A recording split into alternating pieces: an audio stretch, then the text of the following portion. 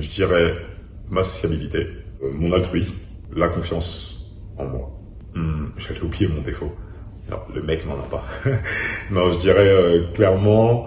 Salut les amis, cette fois j'ai l'honneur de vous présenter Yannick, 35 ans, basketteur professionnel et coach sportif, candidat et aventurier de ce Koh-Lanta, le totem maudit. Et si vous aimez en savoir plus sur la vraie vie des aventuriers, leurs passions, leur caractère, leurs projets, comment ils ont atterri dans Koh-Lanta, quelle a été leur préparation physique, psychologique pour affronter cette aventure, eh bien, sachez que oui, je vous le dis et je vous le redis, vous frappez à la bonne porte. Yannick, c'est à toi, je lance l'interview, c'est parti.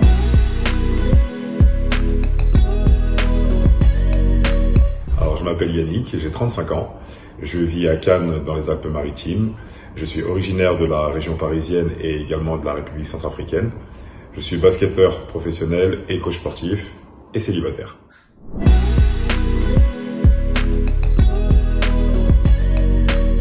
Alors j'ai grandi avec le jeu Koh-Lanta, j'ai grandi avec Denis Brognard. Voilà, j'ai toujours suivi cette émission, je l'ai toujours aimé pour les jeux, les épreuves, le challenge. Et c'était pour moi une occasion de me challenger, de voir où étaient mes réelles limites et aussi cette envie de montrer à ma fille que voilà, elle pouvait tout faire et elle pouvait être elle aussi une grande aventurière.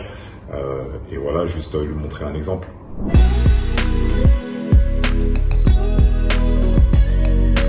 J'ai fait partie de ces chanceux, ceux qui ont postulé une fois et qui ont été pris directement.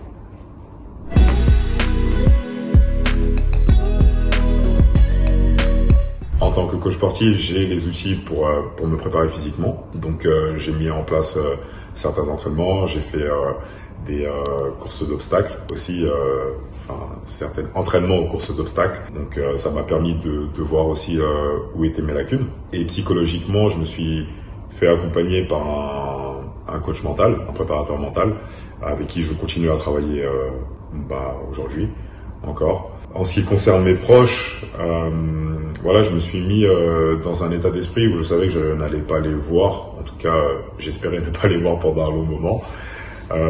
Du coup, ça m'a permis de rester concentré. Le plus difficile à vivre était vraiment le manque de ma fille, de ma mère et de mon petit frère. Voilà, mais j'ai réussi à gérer ou pas, vous le verrez bien.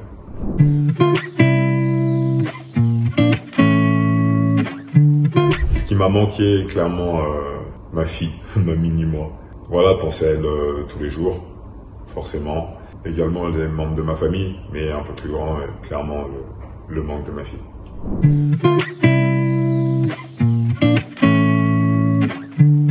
Je suis basketteur pro depuis l'âge de 18 ans. J'ai signé mon premier contrat à 18 ans. Ça a toujours été une volonté pour moi de devenir professionnel dès le plus jeune âge. Forcément, ça demande énormément de sacrifices, ça demande énormément d'investissement, une grande volonté.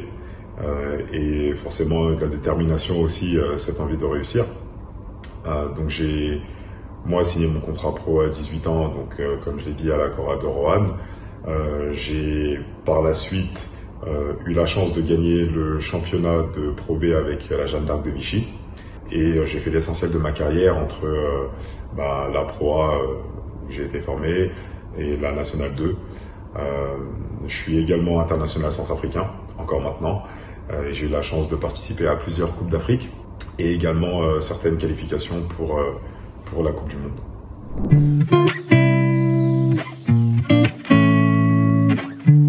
J'ai été formé en tant qu'ailier. Voilà, c'est un poste sur les côtés, on entend là-bas, il court. Voilà, étant doté de qualités athlétiques, en tout cas à l'époque, au-dessus de la moyenne. C'était pour moi un poste de prédilection. Et puis avec le haut niveau, au fur et à mesure de mon avancée, j'ai basculé sur le poste de meneur de jeu. J'ai eu la possibilité d'apprendre ce poste-là lors de différentes Coupes d'Afrique. Et voilà, j'ai cette envie et ce besoin de faire briller les autres, d'aider les autres à devenir meilleurs, à être meilleurs. Et le poste de meneur de jeu en est la parfaite illustration. Donc voilà, maintenant j'ai la chance et la possibilité d'évoluer sur les 3 postes arrière, donc meneur, arrière, ailier.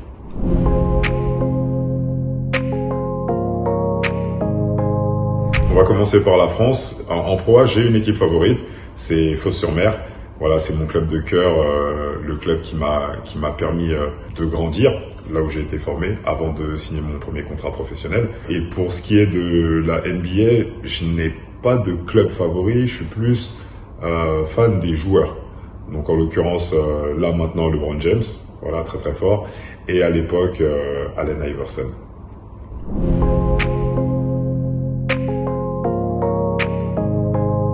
Forcément Michael Jordan, voilà, il a révolutionné notre sport, juste exceptionnel. Et Allen Iverson, qui est mon idole de jeunesse, voilà, avec qui j'ai grandi. Je me suis beaucoup identifié à lui dans sa détermination, voilà, plus petit que les autres, mais à chaque fois qu'il tombait au sol, il se relevait pour aller marquer sur les autres, donc sur des mecs beaucoup plus grands que lui. Donc ouais, Allen Iverson.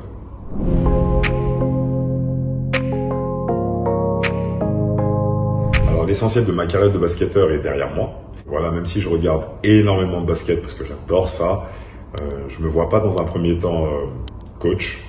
Voilà, on va prendre son temps. Là maintenant, mon but c'est vraiment de développer mon entreprise de coaching, de faire en sorte voilà, qu'elle soit prospère et pérenne.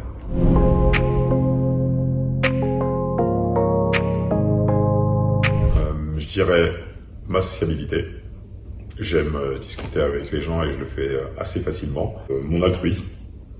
J'aime vraiment voilà, partager les choses avec ceux qui m'entourent et pouvoir être là pour eux. Et je dirais la confiance en moi. Ouais, ça c'est, je pense, essentiel pour tous les projets que je souhaite mettre en place et aussi les difficultés auxquelles je peux faire face. J'allais oublier mon défaut. Alors, le mec n'en a pas. Non, je dirais clairement que j'aime avoir raison. Et surtout prouver que j'ai raison. Ouais, je pense que c'est mon plus gros défaut.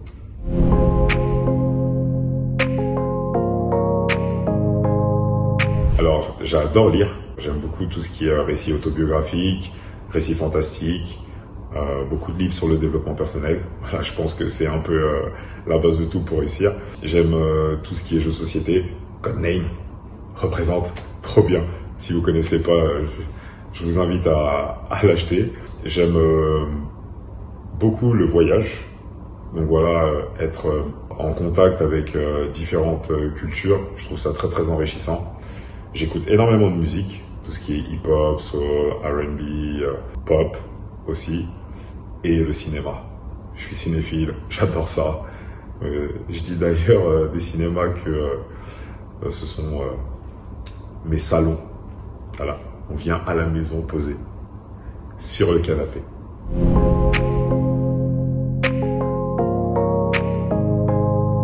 À court moyen terme, j'aimerais partir aux États-Unis et vivre à New York.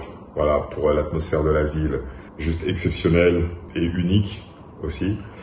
Et là, voilà, faire en sorte de développer mon entreprise de coaching, faire en sorte qu'elle soit prospère et pérenne et qu'elle soit juste exceptionnelle. Faire de mon entreprise une entreprise exceptionnelle. Ouais, ce serait un beau projet de vie. Ça.